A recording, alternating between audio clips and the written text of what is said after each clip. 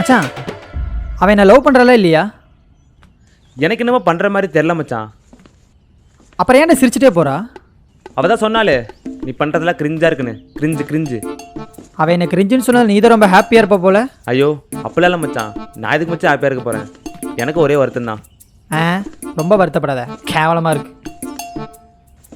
மச்சான் ஸ்னேகா அவனை லவ் பண்ணுறாள் இல்லையான்னு நமக்கு தானே தெரியாது.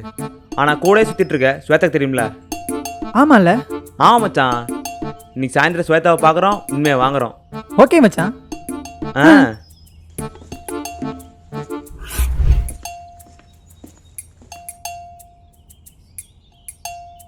மச்சான் ஸ்வேதா வராடா.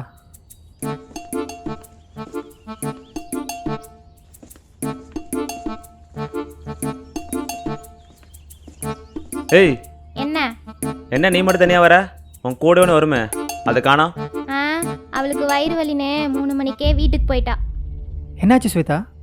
காலையில் நல்லா தானே இருந்தா? காலையில் நல்லா தான் இருந்தா, மதியானத்துக்கு மேலே தான் வயிறு வலின்னு வீட்டுக்கு போயிட்டா.